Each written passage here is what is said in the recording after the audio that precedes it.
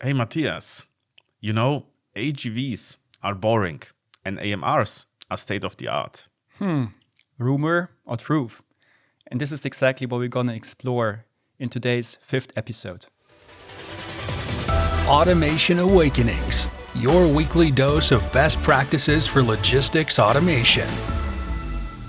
Hello and welcome to today's episode on a really,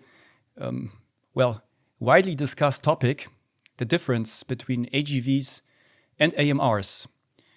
And before we start into the topic, maybe let's go first into the definition and check out what these two terms stand for.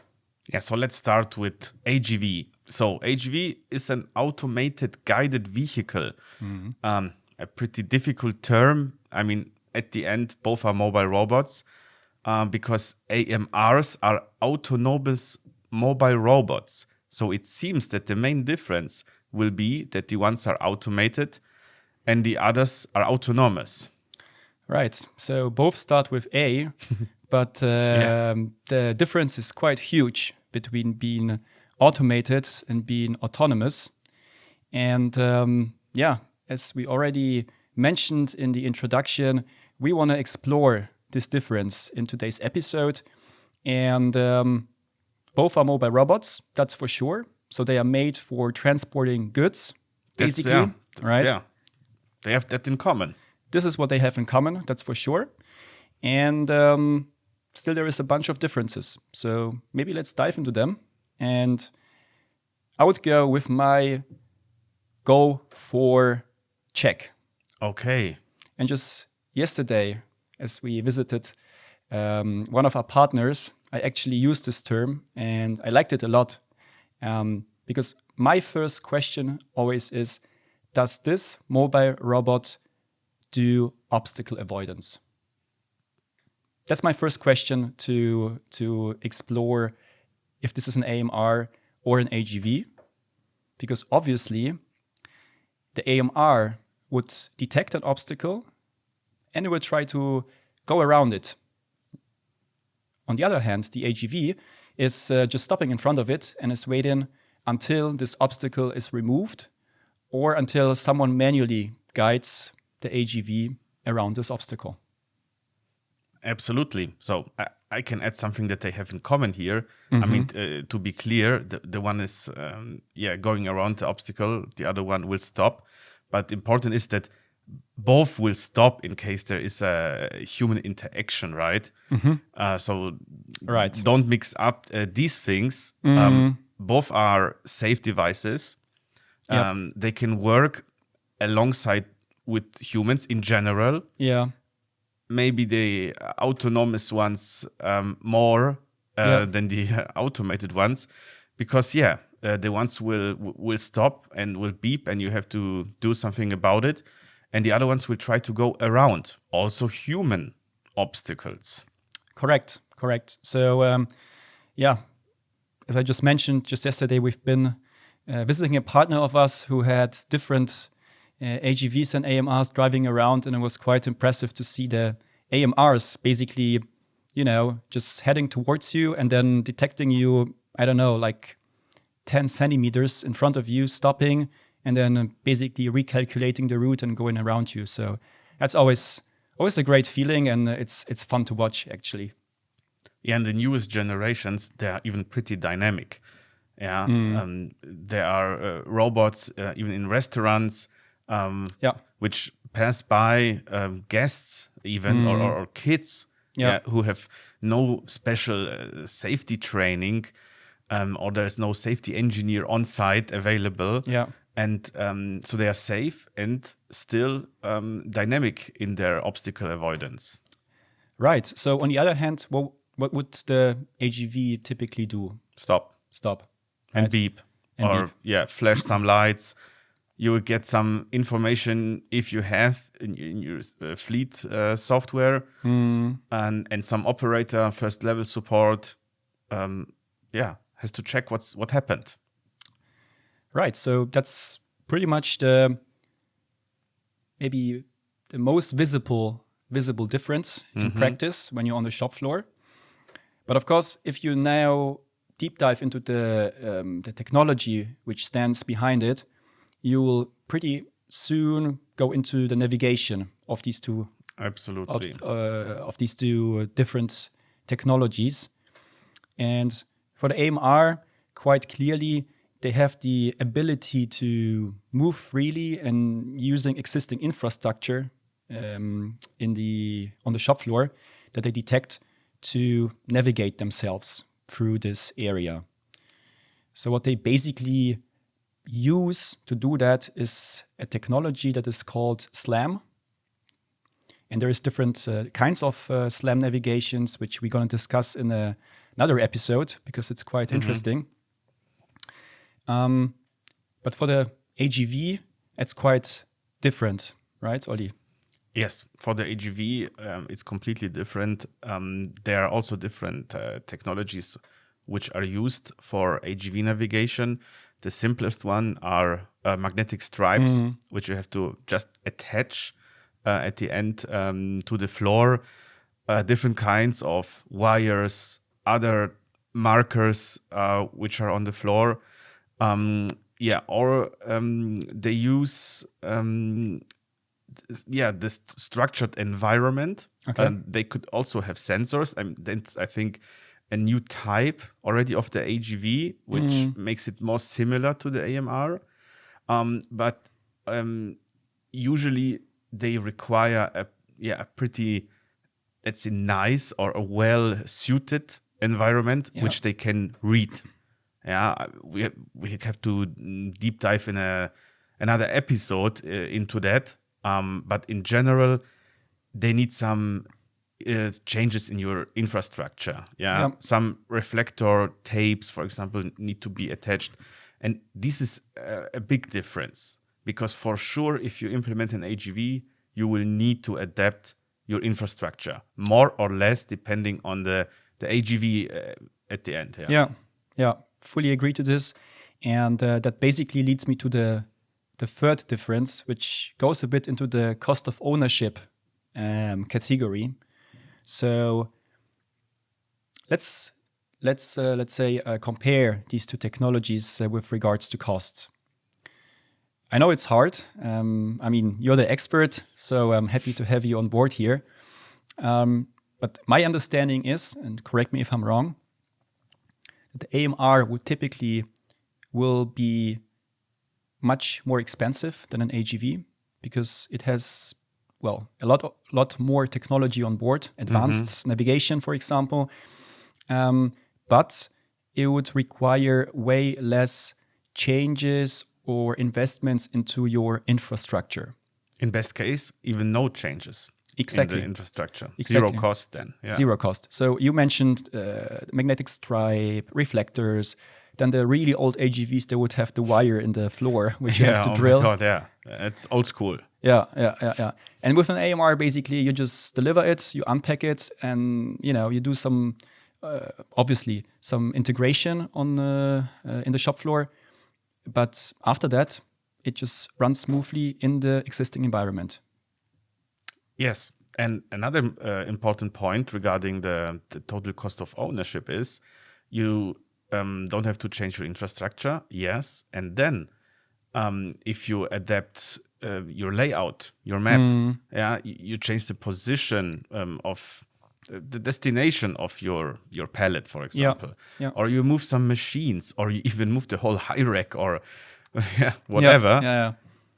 The AMR will make his usual round, update his map, and continue working. Correct. So you don't have this, probably really high cost when adapting your layout, and especially if you have a dynamic environment with frequent changes. This might be a huge cost factor. Totally. But how about AGVs now? So, obviously they are the opposite, right? So you obviously need way more investment into your infrastructure to make sure they run smoothly. On the other hand, they are way cheaper than the AMRs. So from your experience, Olli, when you basically compare both solutions and those changes that you need or do not need, what's cheaper? That's a really tricky question. It's always the answer is it depends. AGVs are simpler in their hardware, so for sure they will be cheaper. I would even say you can buy 2 to 4 AGVs for one AMR. Oh, seriously? Yeah. Okay. More or less. Of course, always here. Also here it depends, but this is, I think, a good value to get the feeling for that. On the other hand, the infrastructural changes are depending on your internal prices for facility management, infrastructural services, and this might add up to a good sum as well. On the other hand, as soon as they are running, they will run there in a pretty reliable way, so you will not have any further costs. But if you would like to change something, for sure, sometimes you even need the supplier being on site, changing and adapting the map. It's not like you just put a different magnetic stripe in a different way and it will just follow it. You need to update the map. You need to pay for it sometimes every time. So you really have to take all of this into consideration before deciding. And it's not easy because it's not that you only check what are your current conditions. You need to know what is your future strategy, and you need to know well how dynamic your environment is. Yeah, very interesting insights. A lot of hands-on experience here, and totally understandable. So I would say, or I would go with the "it depends" view on this one. So maybe let's jump on to another one, which we can score better for or in favor of AMRs or AGVs, and that would be safety. We've been touching this already a little bit before. And in the very beginning, Ollie, you said that basically both of them can work alongside humans or, other, other vehicles, for example. But obviously the AMR with its obstacle avoidance does have some advantage or not? Sure. I mean, first of all, as we said, with AGVs, there is a focus on costs. So I don't want to put extra sensors when I don't need them. And a typical case, and often this is forgotten, if you need to go backwards with a device. Okay. Usually an AGV has only sensors in the front. Checking everything is free. There's no human, for example, standing there. But usually they don't have it in the back. So this is a typical question which you need to check. Do I need them to go backwards for your use case? And if yes, where is this happening? And then they have to make a sound, for example, or flash a light. And this has to be checked very carefully with your safety engineer on site. On the other hand, AMRs usually are equipped with a lot of sensor technology. They can go backwards, forward, left to right. They will detect everywhere if you step in their path. Understand.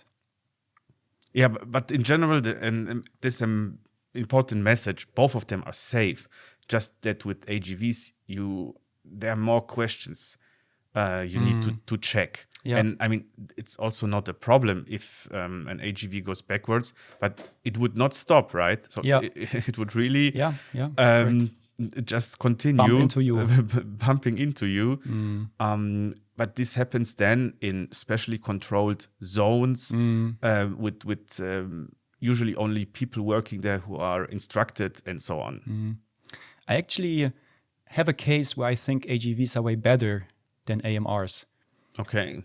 So obviously AMRs can do obstacle avoidance, which is great in many cases. But in some cases, maybe you don't want them to do that because in a way they get unpredictable when doing it.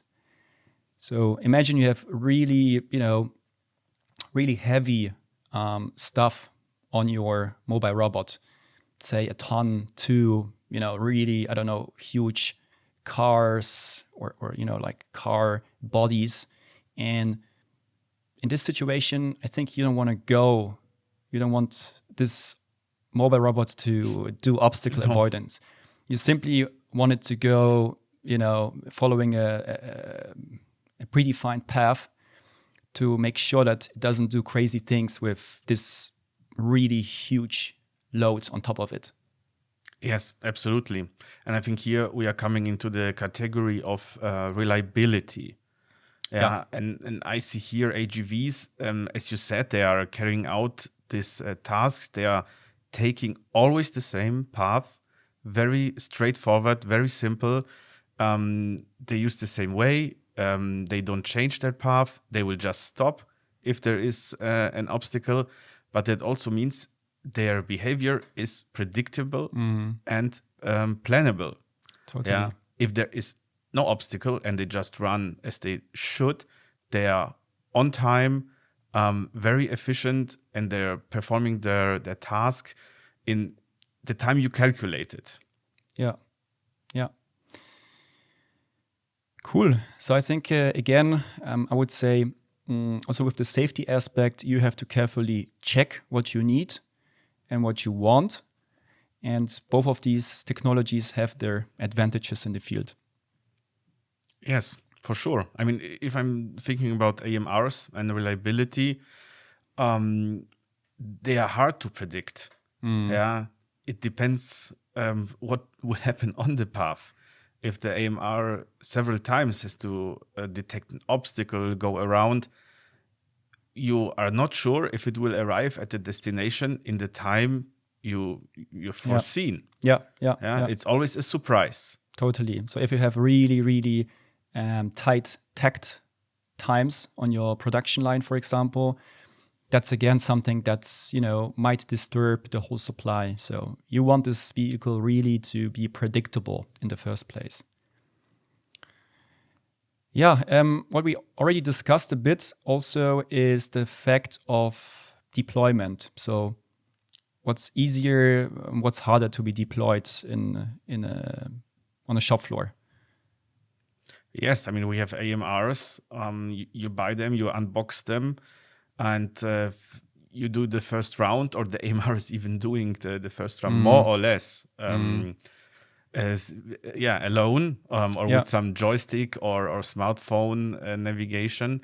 And then you have the map of your area, and within one day, I would say, it's deployed and it can already be used for the first use case. And that's impressive. That's impressive. That's a revolution, which makes these devices very attractive. On the other hand, AGVs, I would say it's a deployment project. The supplier has to come on site, has to do the mapping together with you. If you have to install all the infrastructure things we already touched, this takes time, and then you have to test. And is it really running like you foreseen it? And this time might be pretty long. I mean, for a simple use case can be a couple of days. If you face troubles, might be even some weeks. Yeah. And that's why, I mean, I know Olli for some time now. And that's why, one of your mantras, Olli, right, is basically, if possible, to start with an easy to be deployed AMR use case. So say you're an organization who has no mobile robots whatsoever. Starting with an easy AMR use case would be the way to go, because you can really deploy it fast. It does the job. It's somewhat also impressive from tech point of view, right? So people also, they lose hesitations towards it. And it's basically the perfect starter, right? To simply also tackle change management topics in the organization. Yeah, absolutely. as you said, this is my favorite sentence here. Start easy with an AMR, usually, because there's so many things you can already check. Yeah. You have it there, quickly deployed. It's running. It's already helping you from the first days. It's helping you with your change management, convincing your bosses, the top management, and so on. And then you can continue with other more complex use cases. Think about time-consuming. Exactly. Dive deeper into the topic. Think about AGVs then. So for sure, it's a good idea. And yeah, at least one further episode we have to spend on the topics. When should I use an AGV and where an AMR? I think for today, it's enough to say if you are completely starting newly into the topic, take an AMR and have fun with it from the beginning. Yeah. Yeah, this is already actually going into the classic summary that we do at the end of each episode. So already providing some hints and some advices on how to start. Oli, any other things you would like to put into the summary? So when we compare AGVs and AMRs. Well, to sum it up, I would say AGVs, they are more suitable for structured, static environments. AMRs offer great flexibility. They are adaptable to your dynamic settings. At the end, the choice depends. Yeah, you need to think about many factors, and that's important before buying. Yeah, and this cannot be answered in this podcast session today. Totally. That's why someday in the future we're gonna do another episode on a specification book. So understanding your requirements to pick the right technology. But I think for today, that shall be it. It was our pleasure to have you listening to us. And we obviously hope that you tune in next Monday for another episode on automation, technology, and logistics. We are already looking forward to that. Thanks for joining. Take care. And hear you soon again. Bye-bye. This was another episode of the Automation Awakenings podcast. Visit us at automation-awakenings.com.